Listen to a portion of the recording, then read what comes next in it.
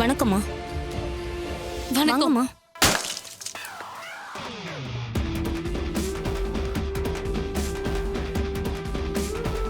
யாருமா இவங்க? இவங்க பேரு மாரிமா. ரொம்ப சக்தி வாய்ந்தவங்க.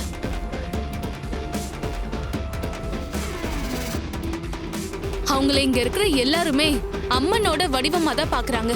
என்ன சொல்றீங்க? ஆமாம்மா. அவங்க கிட்ட வரவங்களுக்கு எதிர்காலத்துல என்ன கஷ்டம் வரப்போதுனாலும் அந்த அம்மா மாரிக்கு முன்னாடியே தெரிஞ்சிரும்.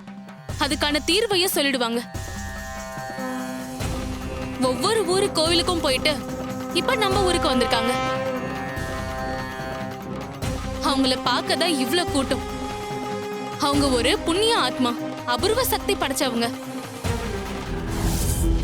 இப்ப வரைக்கும் எல்லா பூஜையும் அம்மனோட அருளால நல்லபடியா முடிஞ்சுது.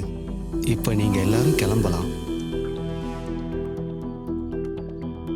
இந்த பொண்ணு மட்டும் பூஜை பண்ண கலசத்தை எந்த தடங்கள் வந்தாலும் கீழே இறக்காம சரியா 9 மணிக்குள்ள வீட்டுக்குள்ள போயிடணும்.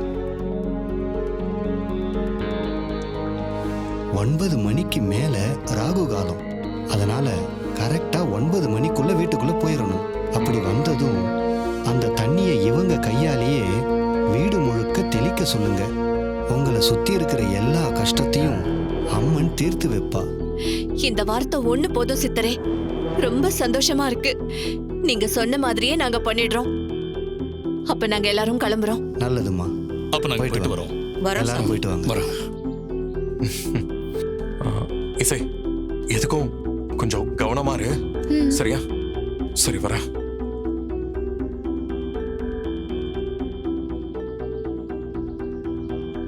அம்மா, கலசத்தை தலையில ஏந்திரத்துக்கு முன்னாடி அம்மனை நல்லா வேண்டிக்க. ஓம் துர்காயை நமஹ. அம்மான்னு உன்னை தவிர சொல்றதுக்கு நீயே தான் எனக்கு ஒரு குடும்பத்தை கொடுத்த. இப்போ நீயே தான் என் முன்னாடி இப்படி ஒரு சோதனையும் வச்சிருக்க. நீ என் கூட இருமா. நான் என் குடும்பத்துக்காக இருப்பேன். வணக்கம்மா. வணக்கம்மா. அம்மா, எனக்கு உங்களை பத்தி தெரியாது. எல்லாரும் உங்களை பத்தி சொல்றத கேட்டுதான் நான் உங்ககிட்ட வந்திருக்கேன். என் அக்கா எங்க குடும்பம் நல்லா இருக்கணும்னு ஒரு பூஜை பண்ணிட்டு இருக்கா. அந்த பூஜை எந்த தடங்களும் இல்லாம நல்லபடியா நடந்து முடியணும். நல்லவங்களுக்கு சோதனை வரதான் செய்யும். அதுக்காக சோர்ந்து போயிடக்கூடாது. உன் அக்காவோட எண்ணம் நல்ல எண்ணம். அதுவே அவங்கள காப்பாத்தும்.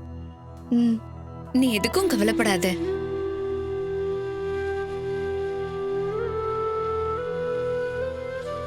இந்தா